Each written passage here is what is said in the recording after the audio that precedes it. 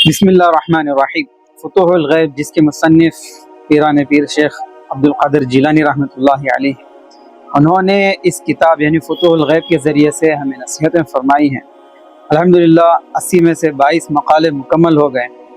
اب مقالہ نمبر 23 جس میں حضرت نے ہمیں نصیحت فرمائی ہے، عنوان ہے احکام و مشیت الہی سے موافقت کر۔ حضرت قطب ربانی شیخ عبدالقادر جیلانی رحمۃ اللہ علیہ نے ارشاد فرمایا، اللہ تعالیٰ تجھے جو کچھ مرحمت فرمائے اس پر صبر و شکر اور قناعت کر، کفران نعمت نہ کر، یہ غضب الہی کا باعث ہے۔ شکر نعمت کا ادنا فائدہ یہ ہے کہ اس سے رزق میں اضافہ اور صحت و عافیت حاصل ہوتی ہے، اور دنیا و عقبہ کی سختیاں انسان سے رفع دفع کی جاتی ہیں۔ بس یاد رکھ کہ توکل علی اللہ کے ہوتے ہوئے طلب و جستجو ترک کرنے کے باوجود اللہ تعالیٰ تجھے تیرا رزق اور ضروریات ضرور مہیا فرمائے گا۔ بس صبر و شکر اختیار کر اور اپنا حال و اطمینان کسی وجہ سے برباد نہ ہونے دے۔ تیرا ہر فعل اور حرکت و سکون حکم الہی کے تحت ہو، ورنہ تو فساق اور بندگان نفس میں شامل کر دیا جائے گا، جو اپنے آپ پر اور مخلوقات پر ظلم و ستم کرتے رہتے ہیں۔ اللہ تعالیٰ نے فرمایا، اس طرح ہم کفر کے باعث بعض ظالموں کو دوسرے بعض ظالموں کے سپرد کر دیتے ہیں۔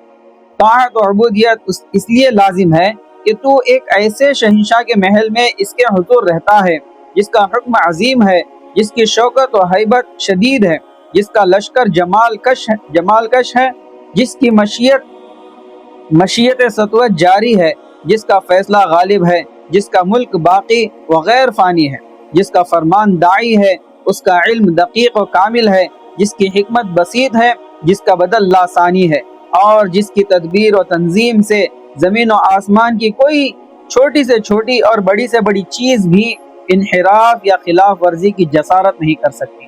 اور جب تو شرک کا مرتکب ہو تو یقین جان کہ ظالموں سے بھی برا ہے، کیونکہ کلام اللہ میں صریحاً فرمایا گیا کہ شرک سب سے بڑا ظلم ہے، اور اسی بنا پر شرک کو ایک ناقابل عفو گناہ قرار دیتے ہوئے فرمایا، اللہ تعالیٰ اپنے ساتھ شرک کرنے کا گناہ ہرگز معاف نہیں فرمائے گا، ہاں شرک کے علاوہ جن گناہوں کو چاہے گا معاف کر دے گا۔